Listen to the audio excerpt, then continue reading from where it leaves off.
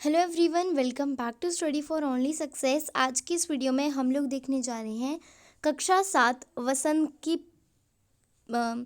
कविता पहलिया part 1 जो है हम पंछी उन्मुक्त गगन के। तो ये जो पोयम है, ये जो कविता है वो पंछियों के ऊपर है। हम पंछी उन्मुक्त गगन के, उन्मुक्त यानी आज़ाद गगन के। तो कुछ कहना चाह रही है ये कविता, हम तक कुछ पहुंचाना चाह रही है। और ये जो कविता है ये किसके द्वारा लिखी गई है? ये कविता शिव मंगल सिंह के द्वारा लिखी गई है। तो चलिए स्टार्ट करते हैं।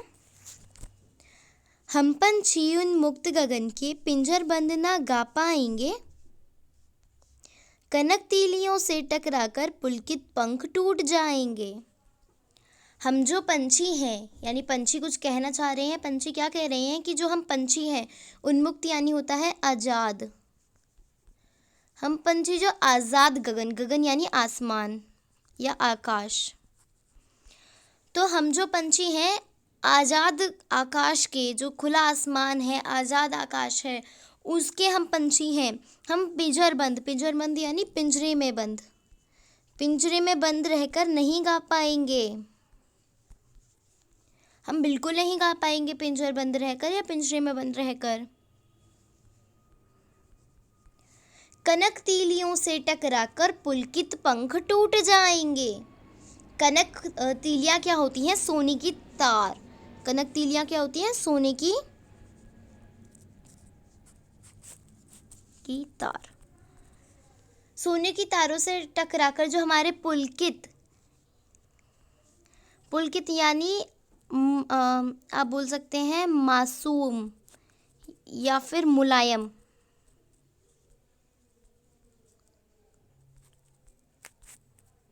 ठीक है, तो जो हमारे मुलायम से मासूम से पंख हैं वो टूट जाएंगे। तो क्या कहना चाह रहे हैं? हम पंछी जो उन्मुक्त आज़ाद गगन के हैं, पिंजरे में बंद रहकर नहीं गा पाएंगे। जो सोने की तारे हैं उनसे हम टकराकर हमारे जो प्यारे से पुलकित मासूम से पंख हैं वो टूट जाएंगे।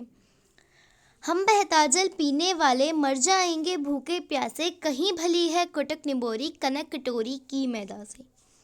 हम जो बहता जल पीते हैं, हम जो पंछी हैं वो बहता जल पीने वाले हैं, मर जाएंगे भूखे प्यासे।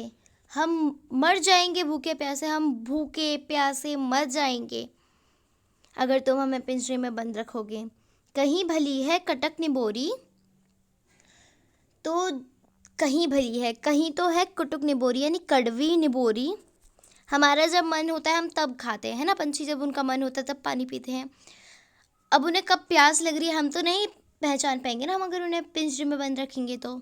इसीलिए वो कहना चाह रहे हैं कनक कटोरी की मैदा से। मैदा आपको पता होगा, आपके घर में मैदा जो है वो आपने देखा भी होगा, मैदा पकौड़ी वगैरह बनती है। कनक का मतलब होता है सोने की जो कटोरी है वो मैदा हमारे लिए बढ़िया नहीं है, हमारे लिए कड़वी निबोरी ज़्यादा बढ़िया है। तो हम जो बहता जल पीते हैं मर जाएंगे भूखे प्यासे, कहीं तो है हमें पसंद है कड़वी निबोरी, सोने की कटोरी में मैदा नहीं पसंद है हम लोगों को।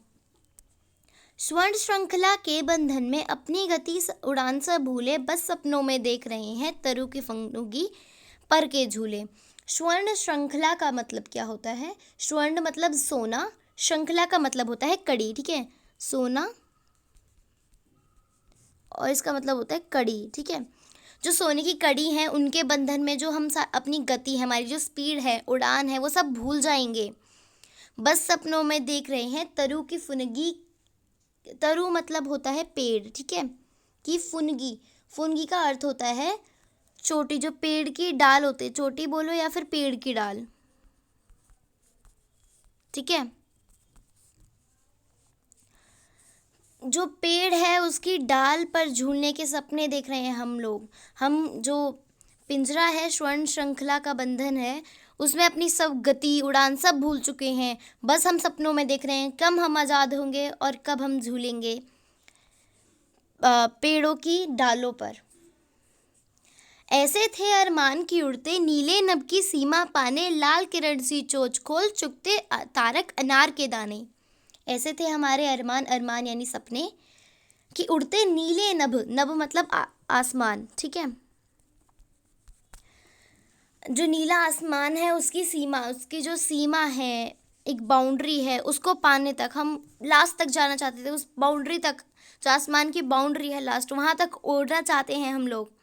हमारे ऐसे सपने थे लाल, और ये भी सपने थे कि जो हमारे जो लाल किरण सी चोंच हैं, किरण मतलब सनरेज जो होती हैं, ठीक है, जो सनरेज की जैसी हमारी जो लाल चोंच है, उसे खोलकर हम तारक अनार के दाने चुगते। ये कहना चाह रहे हैं हमारे ये पंछी। तारक मतलब होते तारे, ठीक है, तारे वाले जो अनार के दाने हैं उनको हम चुगना चाहते थे, ठीक है। चलिए आगे बढ़ते हैं। होती सीमाहीन क्षितिज से इन पंखों की होड़ा होड़ी, या तो क्षितिज मिलन बन जाता है या तंती सांसों की डोरी। होती सीमाहीन क्षितिज से, होती सीमाहीन क्षितिज से क्या कहना चाह रहा है? ये कहना चाह रहे हैं कि जो पंछी हैं वो क्षितिज के अंत तक जाने की चाह रखते हैं, जो कि मुमकिन नहीं है, हम मानते हैं, परंतु फिर भी जो क्षितिज को पाने के लिए वो तैयार हैं, मतलब बहुत ज़्यादा उनमें ये है कि हम जाना चाहते हैं। सीमाहीन, सीमाहीन क्षितिज यानी क्षितिज का मतलब होता है आसमान, तो आसमान की कोई सीमा नहीं है, लेकिन फिर भी पंख जो पंछी हैं वो उसकी बाउंड्री तक जाना चाहते हैं, बाउंड्री के आगे तक जाना चाहते हैं। हालांकि पॉसिबल नहीं है कि वो बाउंड्री के आगे चले जाएं, पर फिर भी वो चाहते हैं कि हम वहाँ तक जाएं। और ये क्षितिज जो है, या तो ये हमारा साथी बन जाता है, या फिर ये हमारी जो सांस है, अगर हम जाएंगे वहाँ तो या तो हमारी ये मौत आ जाएगी अगर हम वहाँ पहुँचेंगे तो। नीर न दो चाहे टहनी का, आश्चर्य छिन-भिन हो जाने कर डालो, लेकिन पंख दिए हैं तो आकुल उड़ान में विघ्न न डालो। नीड़ न दो चाहे टहनी का, टहनी की जो नीड़ है, हमें जो मतलब उसकी बार बार याद आ रही है, उसे मत दो, हमें उसे तरसाओ मत टहनी तक पहुंचने के लिए। आश्चर्य छिन भिन कर डालो, आश्चर्य जो है हमारा उसे छिन भिन कर डालने दो, हमको तितर बितर कर दो उसे। लेकिन फिर जो अगर हमें भगवान ने पंख दिए हैं तो हमारी जो आकुल प्यारी सी उड़ान है, आकुल यानी बेचैन, हमारी जो बेचैन उड़ान है जहाँ हम जाना चाहते हैं उसमें विघ्न न डालो, उसके बीच में मत आओ। तो ये हमारे शिव मंगल सिंह सुमन कहना चाहते हैं कि जो हमारे पंछी हैं बहुत ज़्यादा ज़रूरी है उनके लिए, उनकी फ्रीडम, उनकी आज़ादी। अगर उनके पास आज़ादी नहीं होगी तो वो कुछ नहीं कर पाएंगे। जैसा कि हमें बताया गया है कि वो गगन की क्षितिज की अंत तक जाने की चाह रखते हैं, और उनकी जो कनक तीलियां हैं उनसे टकराकर उनके पुलकित जो पंख हैं वो टूट जाएंगे। वो बहता जल पीने वाले हैं, भूखे प्यासे मर जाएंगे। उन्हें तारक अनार के दाने खाने अच्छे लगते हैं, सोने की कटोरी में दो तो उन्हें अच्छा नहीं लगता, पर वो बहता जल पीते हैं, झरने का जल पीते हैं। जो स्वर्ण श्रृंखला के बंधन है उसमें अपनी वो गति भूल रहे हैं, उड़ान भूल रहे हैं, सब भूल रहे हैं। अब बस सपनों में ये देख रहे हैं कब हम आज़ाद होंगे और कब हम लोग जो पेड़ है उसकी डालों पर झूलेंगे। ऐसे थे अरमान की उड़ते नीले नभ की सीमा पाने। ऐसा भी ये कह रहे हैं कि हमारे क्षितिज तक जाने की हम चाह रखते हैं, और अगर हमें भगवान ने पंख भी दिए हैं तो हमें मत रोको, हमारी जो आकुल उड़ान है उसमें विघ्न ना डालो। तो इसीलिए हमें अपने सारे जितने भी पंछी हैं या कोई भी जीव जंतु है उसके लिए, हमारे लिए वो बहुत ही ज़्यादा ज़रूरी हैं।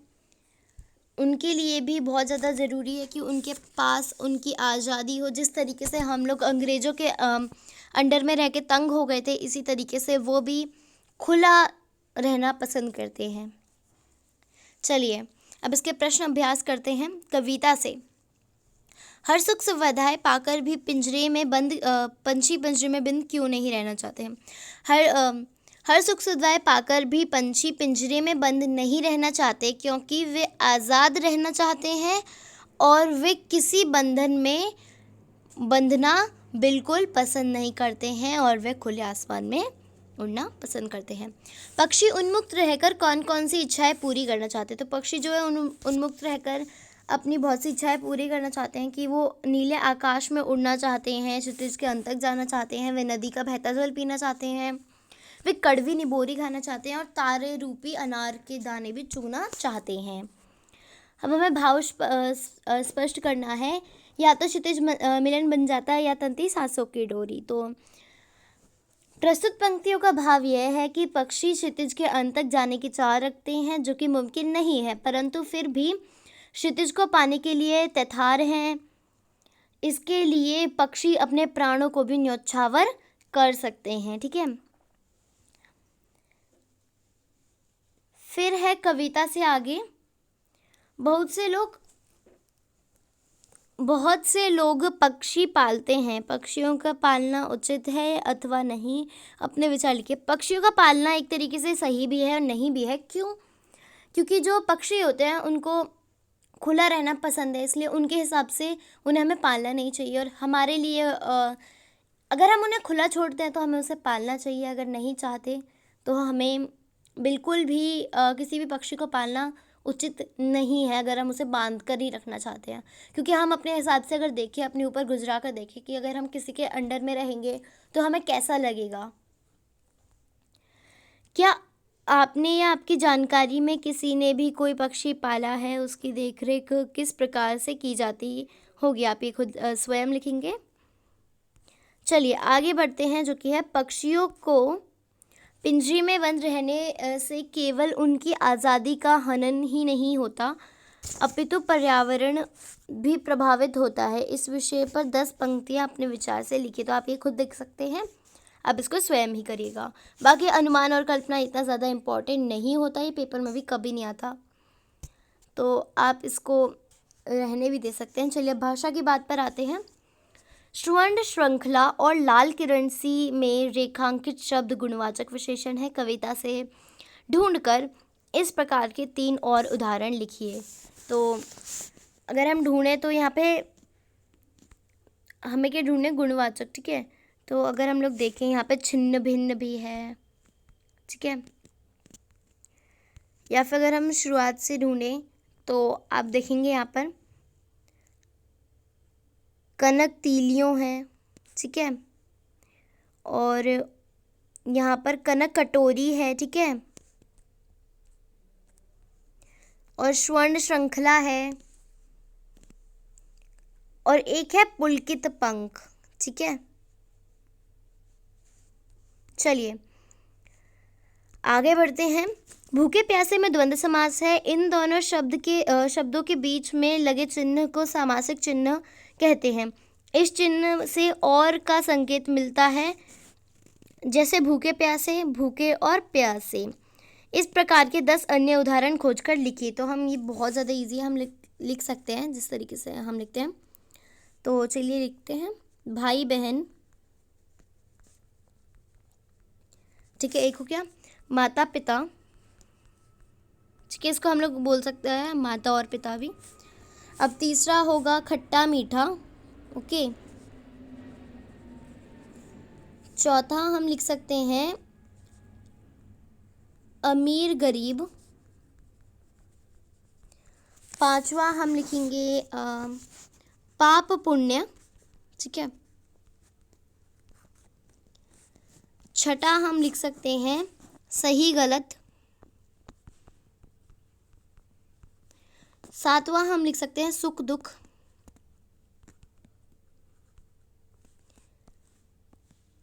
आठवां हम लिख सकते हैं दिन रात।